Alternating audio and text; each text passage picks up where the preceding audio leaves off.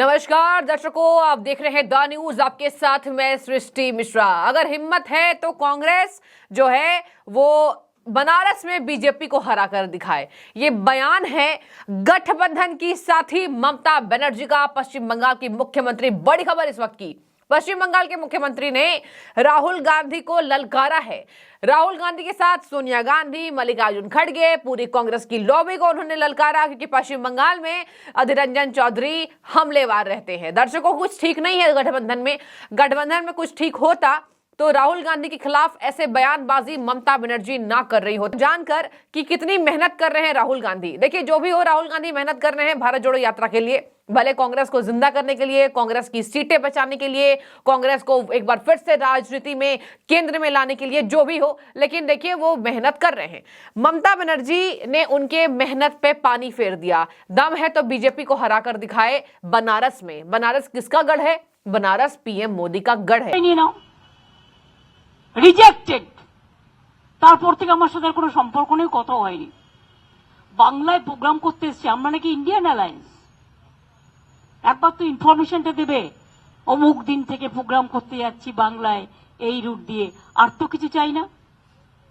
আমাকে কেউ তো বলেনি, আমি অ্যাডমিনিস্ট্রেশনের থ্রুতে শুনেছি। ডিরেক্টরকে কাউকে কাউকে ফোন করে বলেছে আমাদের গাড়িটা পাস করে দাও। আমাকে একবারের জন্য জানায়নি, আমি জানতেই পারিনি। তুমি বাংলা না বেছে ইউপি গেলে না কেন?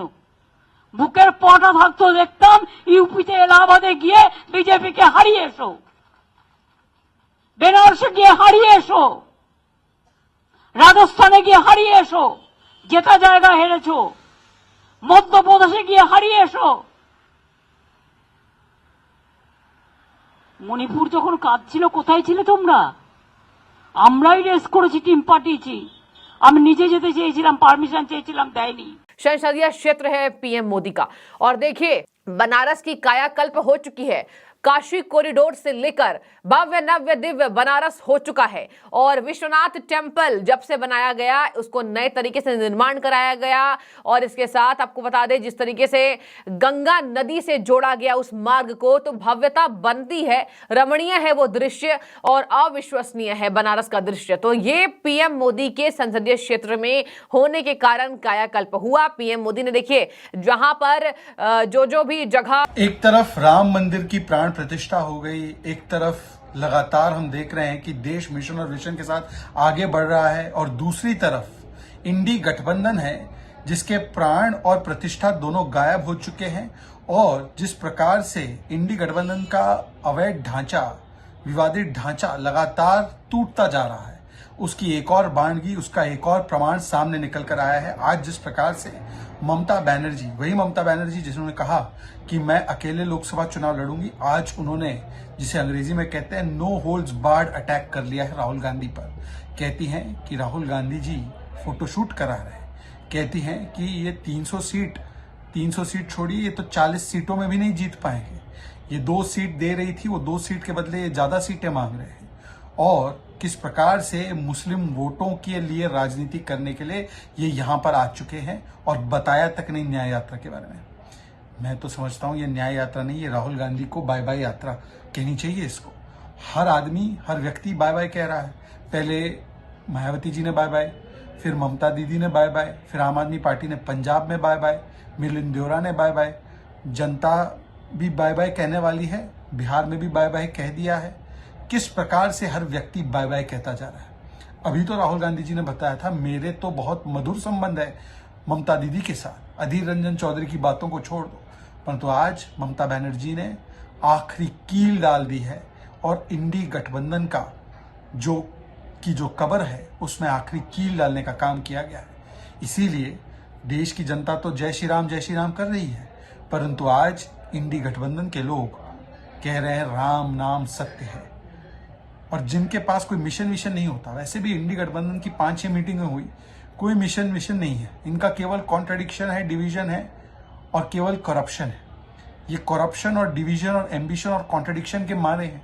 इसीलिए कभी पंजाब में झगड़ा, कभी केरल में इन दोनों का झगड़ा, कांग्रेस और लेफ्ट का, कभी तृणमूल कांग्रेस और लेफ्ट का झगड़ा, कभी महाराष्ट्र में उद्धव सेना और कांग्रेस का झगड़ा, तो हर जगह झगड़े ही झगड़े हैं, कलेश ही कलेश है।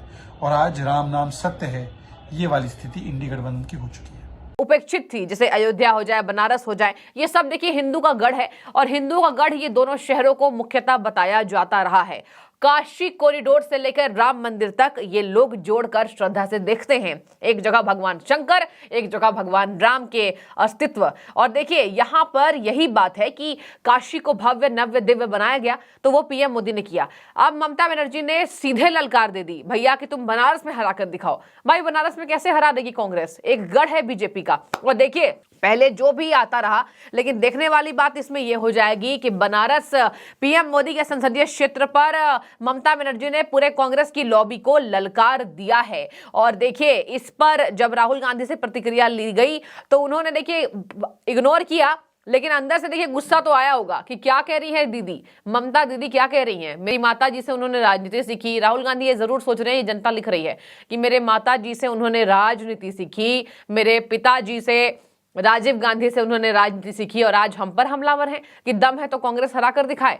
ममता बनर्जी देखिए पश्चिम बंगाल में गढ़ जरूर वो संभाल रही हैं, लेकिन इसका मतलब ये नहीं है, देखिए कांग्रेस जो है वो बड़ी पार्टी है और कांग्रेस को ललकार दी है। देखिए बता रहे आपको ये सब बातें, ये सब झगड़े की शुरुआत मैं कह लूं हुआ है 2 सीट देने की वजह से।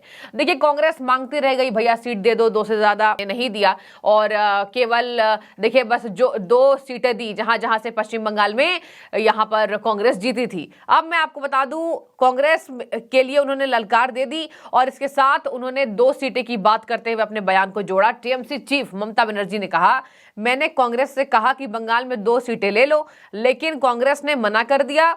जाओ यूपी के प्रयागराज, देखिए यूपी का प्रयागराज का भी उन्होंने हवाला दिया और बनारस में बीजेपी को हरा कर दिखाओ। उन्होंने राहुल गांधी का नाम लिए बिना, देखिए एक और बात मैं आपको बता दूं, देखिए बहुत बड़ा तंज राहुल गांधी पर ममता बनर्जी का, बहुत बड़ा पलटवार कि कुछ लोग आते हैं और राज्य में फोटो खिंचवाते हैं। देखिए बड़ी बात, कुछ लोग आते हैं राज्य में फोटो खिंचवाते हैं।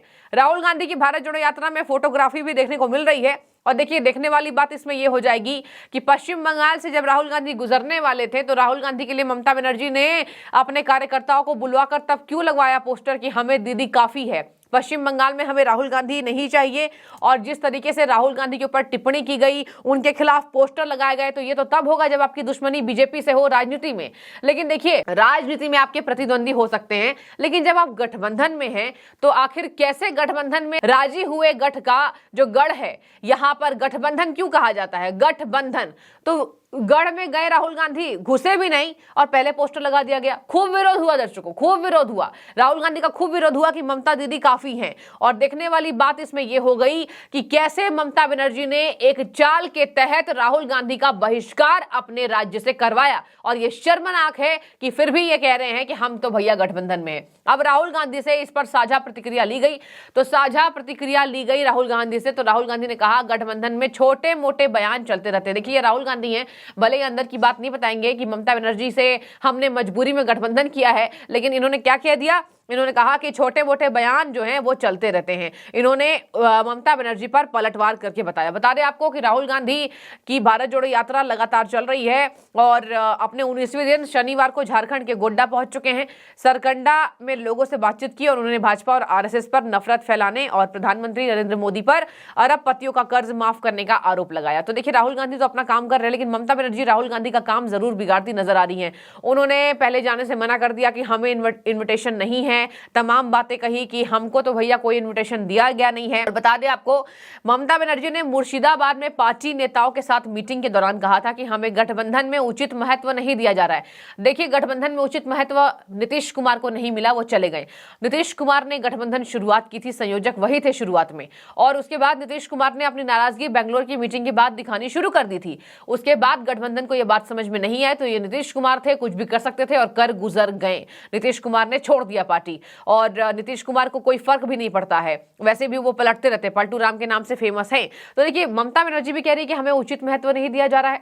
क्या हम माने कि गठबंधन में एक एक पार्टी टूट गई है, और टूट के कगार पर हम नहीं बोलेंगे, टूट गई है। आम आदमी पार्टी उधर अकेले लड़ रही है कांग्रेस से, कि हम तो भैया कांग्रेस को कोई गठबंधन नहीं करेंगे, अकेले लड़ेंगे और हम जो है अपने लोगों को तैयार कर रहे हैं मैदान में उतारने के लिए। तो देखिए हर जगह अगर आप नजर घुमाइए तो गठबंधन जहां जहां है वो टूट के कगार पर है और भरसक टूट भी गई है। गठबंधन टूट के कगार पर है और टूट भी गई है। और देखिए ऐसे में मैं आपको बता दूं, अधीर रंजन चौधरी ने कहा था कि ममता को जो बोलना है बोलने दीजिए। टीएमसी नेता डेरेक ओब्रायन ने सीट शेयरिंग को लेकर बात नहीं बनने का कारण अधीर रंजन चौधरी को करार दे दिया था।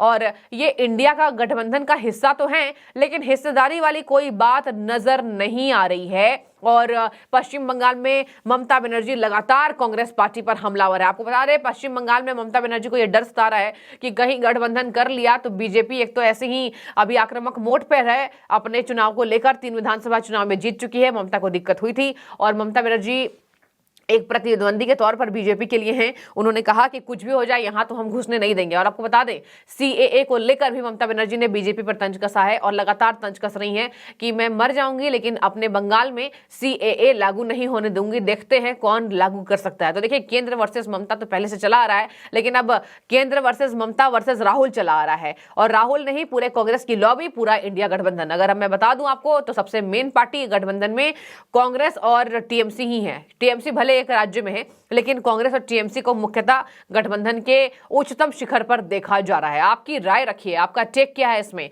जो कह रही हैं कि दम है तो बनारस और प्रयागराज में हरा कर दिखाओ। मतलब ममता बनर्जी ने खुद ही अपने गठबंधन में एक पार्टी को ललकार दिया। आप जरूर राय रखिए कि आपको भी लगता है कि टूट की कगार पर गठबंधन या टूट चुका है। कमेंट कीजिए। शुक्रिया।